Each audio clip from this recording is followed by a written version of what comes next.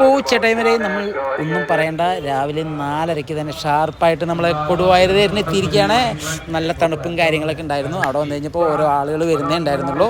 പിന്നെ അവിടെ വന്ന് ഓരോ ആളുകളൊക്കെ വന്ന് കൂടി അവിടുത്തെ നല്ല നല്ല പരിപാടികളൊക്കെ നമ്മളിങ്ങനെ കാണാനിടയായി. നല്ല രസമുണ്ടായിരുന്നു. നല്ല രസകരമായ കാഴ്ചകളൊക്കെ നമ്മൾ കണ്ടു. അടിപൊളിയായിട്ട് രാവിലത്തെ പൂജകൾ കാര്യങ്ങൾ അങ്ങനെ കൊട്ട് കാര്യങ്ങൾ മേളങ്ങളൊക്കെ ഉണ്ടായിരുന്നു.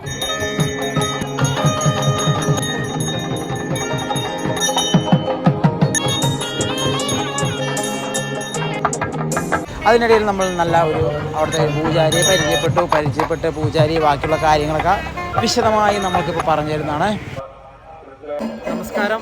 നമ്മുടെ രാവിലെ കൊടുവായൂർ തേര് സംബന്ധിച്ച് ആർദ്ര ദർശനം തുടങ്ങാൻ പോവുകയാണ് അല്ലേ? അപ്പോൾ ഇതിൻ്റെ ഐതിഹ്യങ്ങളും കാര്യങ്ങളും എനിക്ക് ക്ലിയറായിട്ട് അറിയത്തില്ല. അപ്പോൾ നമ്മുടെ സ്വാമി ഇതിനെക്കുറിച്ചൊന്ന് പറഞ്ഞു തരുന്നതാണ്. സ്വാമി ഒന്ന് പറയണം. നമസ്കാരം. നമ്മുടെ കൊടുവായൂർ വിശാലാക്ഷി സമേത വിശ്വനാഥ സ്വാമിയുടെ ഈ ക്ഷേത്രത്തിൽ ഇന്ന് 13-ാം തീയതി തിരുവാതിര, ധനുമാസത്തിലെ എല്ലാ മാസവും വർഷവും വരുന്ന തിരുവാതിര ദിവസം രാവിലെ 1:30 മുതൽ 11 ദ്രവ്യങ്ങൾ അഭിഷേകം ചെയ്യും. അതിന് രുദ്രം ജപിക്കുന്ന ആ ഒരു ചടങ്ങാണ് ഇപ്പോൾ നടന്നുകൊണ്ടിരിക്കുന്നത്. ആ 1:30 മുതൽ നമ്മൾ അങ്ങനെ നടത്തിയ ആ സമയം 5-6 മണിയാവും. അതിനിടയിലാണ് ഇപ്പോൾ രഥത്തിൻ്റെ അവിടെ യാത്രയ്ക്ക് ചെയ്യാൻ ആ രഥത്തിന് നമ്മൾ എല്ലാം ഒരുക്കിക്കൊണ്ടുള്ള കാര്യങ്ങൾ അതും നടന്നുകൊണ്ടിരിക്കുന്നുണ്ട്. കൊട്ടുകാർ വന്നു കഴിഞ്ഞു. ഇങ്ങനെ എല്ലാ അഭിഷേകവും എല്ലാം കഴിഞ്ഞ് മൂർത്തി അത്രയും പവർഫുള്ളായിക്കൊണ്ടിരിക്കുകയാണ്. ജപങ്ങൾ അങ്ങോട്ട് കയറുന്നുണ്ട്. ആ ജപങ്ങളെല്ലാം കഴിഞ്ഞ ശേഷം ഇനി അലങ്കാര പൂജ, ദീപാരാധന, അത് കഴിഞ്ഞ് ഭഗവാൻ ഉത്സവ തിടമ്പുണ്ട്.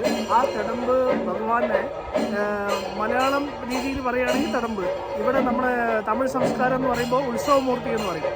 അതിൽ വന്നിട്ട് ഗണപതി, വള്ളി ദേവസേന സമേത മുരുകൻ, അത് കഴിഞ്ഞിട്ട് പാർവതി സമേത വിശ്വനാഥ സ്വാമി. അപ്പോൾ അമ്മയും അച്ഛനും 2 മക്കളും കൂടി മൊത്തം ഗ്രാമം 1 കിലോമീറ്ററും 900 മീറ്ററും, ഏകദേശം 2 കിലോമീറ്ററാണ് നമ്മുടെ രഥപ്രയാണം. ഇന്ന് തിരുവാതിര ദിവസം, അത് ഉച്ചയ്ക്ക് ശേഷമുള്ള പരിപാടിയാണ്. എങ്കിലും ഇപ്പോൾ രാവിലെ വന്നിട്ട് ഈ അഭിഷേകം എല്ലാം കഴിഞ്ഞ ശേഷം, അലങ്കാരം എല്ലാം കഴിഞ്ഞ ശേഷം ഭഗവാൻ ആദ്യം വെളിയിലെല്ലാം വന്ന് കറങ്ങിയ ശേഷം ഈ കാണുന്ന ആല് 2019 കുംഭാഭിഷേകത്തോടനുബന്ധിച്ചാണ് ഈ ആല് മറിഞ്ഞത്. അതും ഏകദേശം 2 തലമുറ നമുക്ക് അറിയില്ല, എന്നാലും 100 വയസ്സുള്ള ഒരു ആലായിരിക്കും.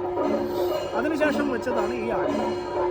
ഇപ്പോൾ ഭഗവാൻ വെളിയിൽ വരുന്ന സമയം ഏകദേശം ഒരു 6 മണി 6:15 സമയത്ത് വെളിയിൽ വന്ന ശേഷം അമ്പലമൊക്കെ പ്രദർശനം കഴിഞ്ഞ ശേഷം ഈ ആലിമരത്തിൻ്റെ മുന്നിൽ അത് സമയത്തിനനുസരിച്ച് ചിലപ്പോൾ 7 പ്രദർശനം, 9 പ്രദർശനം, 11 പ്രദർശനം. ഈ 9-7 പ്രദർശനം നടത്തുന്നതിൻ്റെ ഉദ്ദേശം എന്താണ്? മറ്റേ പരുന്ത് വരും അങ്ങനെ എന്തെങ്കിലും? അതൊക്കെ വരും. അതൊക്കെ ആ സമയത്ത് വരും. പറയുന്നത് കേട്ടിട്ടുണ്ടോ? ഞാനത് കൊടുവായൂർ തേരിന്റെ ഐതിഹ്യ കാര്യങ്ങളാണ് രാവിലെ തുടങ്ങി. ചെറുപഴം എറിയോ? എവിടെ കയറി കൊള്ളാൻ നമ്മളുള്ള ബ്രാഹ്മിൻസൊക്കെ നല്ല അങ്ങനെയാണ്. അപ്പോൾ ചെറുപഴം ഏറുകൊള്ളാൻ അത് കൊള്ളും. അതൊരു ഐതിഹ്യത്തിൻ്റെതാണല്ലേ? അപ്പോൾ സ്വാമി പഴമേറ് എന്നുള്ള ചടങ്ങാണ്. അപ്പോൾ നമ്മുടെ സ്വാമിയുടെ പേര് ഹരിനാരായണൻ പൂജ സ്റ്റോർ ഉണ്ടോ? കൊടുവായൂരാണ്. അപ്പോൾ ഏകദേശം കാര്യങ്ങളൊക്കെ ആൾക്ക് അറിയുന്ന രീതിയിൽ എല്ലാവരുടെ അടുത്തും പറഞ്ഞിരിക്കുന്നതാണ്. അപ്പോൾ ബാക്കി കാര്യങ്ങളും കാഴ്ചകളൊക്കെ നമുക്കിനി കാണാൻ പോകുന്നതേ ഉള്ളൂ. അപ്പോൾ എല്ലാവരും വരിക, കാണുക, ആസ്വദിക്കുക. കുഴപ്പമില്ല, ആയിക്കോട്ടെ. അപ്പോൾ എല്ലാം നല്ലത്. ഓക്കെ, ആയിക്കോട്ടെ.